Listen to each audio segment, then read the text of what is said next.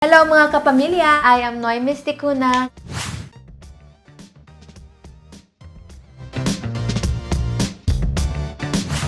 Magandang bagay na ginawa ng isang tao. Asawa ko na he let me chase my dreams. Naalala ko nung bago ako pumunta dito sa Philippines para pumasok sa Big Brother house, sabi niya sa akin, "Go, spread your wings. But remember, where is the nest? And remember whenever you will come back." O diba? Nag-guess niyo ba?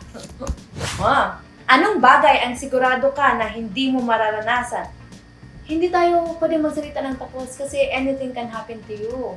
Diba? Siguro, mag-skydiving. Kasi takot ako sa heights.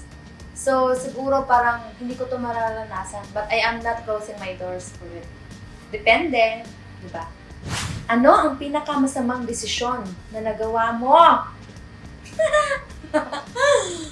Hindi siya masamang desisyon, pero that was very impulsive of me.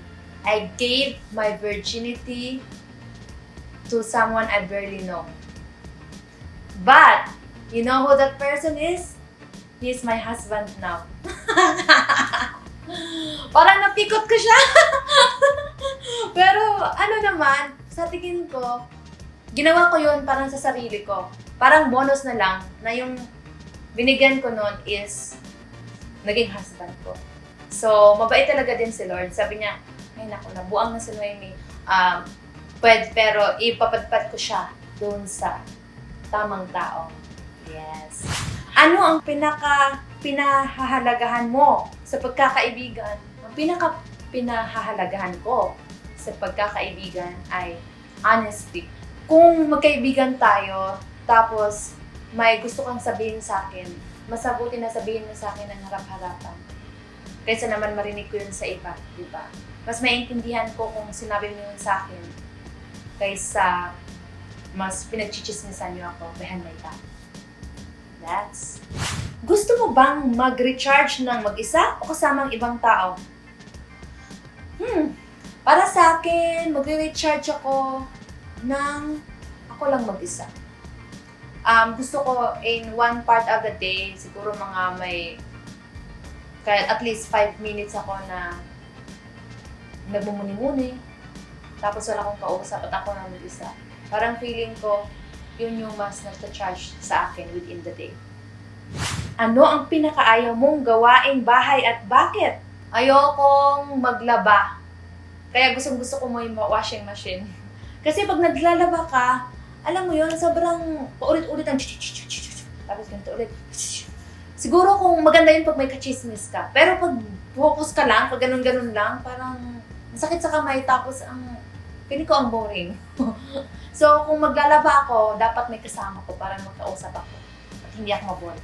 Sino ang tao na kapag kasama mo, pakiramdam mo ay safe ka? Yung eldest sister ko, si Jovi. Kasi sobrang maalahanin niya, sobrang bait niya. Tsaka nung bata ako, palagi niya akong inaalagaan. Para siyang second mom ko actually.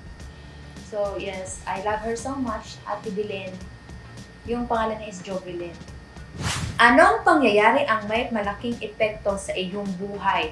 Ang pangyayari na may malaking epekto sa aking buhay ay nung na-offload ako sa NAIA. Kasi nung panahon na yun, na-feel ko talaga na mag-isa lang ako. Pero I felt freedom for myself na sinabi ko sa sarili ko, napapatunayan ko sa sarili ko at sa lahat ng mga immigration officer na kaya kong mag-travel, kaya kong magtrabaho, mag-iipon ako at mag-travel ako kahit sa ibang bansa. O, di ba? Nakapag-travel ako. So, ayun, nakapag-travel ako within the Asia at saka sa, sa Europe. So, yes. Saan mo pinaka-gustong mag-travel? Oh, parang alam niya saan mo pinaka-gustong mag-travel? Hindi ako nakapag-travel ng kahit saan sa Europe kasi 'di ba nagka-pandemic tapos nabuntis ako at nanganak ako with 2 kids. But so far, yung pinaka-gusto ko talaga is sa Rome. pumunta ako sa Rome ng mag-isa. Kasi, sabi ng husband ko, gusto mo mag-travel? Kasi yung husband ko, pupunta siya for business trips. Palagi siyang nag-travel for business. Tapos palagi akong kasama yung mga kids ko. So, promise niya kasi sa akin dati na magta-travel kami within Europe. Kaya lang, di ba, someone has to be with the kids. So, ayun, nag-travel ako mag-isa sa Rome for 4 days. Ang dami kong mga natutunan sa sarili ko. Ang dami kong naalala na kung sino talaga ako. At I think it helped me a lot dito sa audition ko sa Big Brother. Kaya ako nakaproceed. So, Rome is very memorable for me. Mayroon ka bang tattoo? Wala akong tattoo.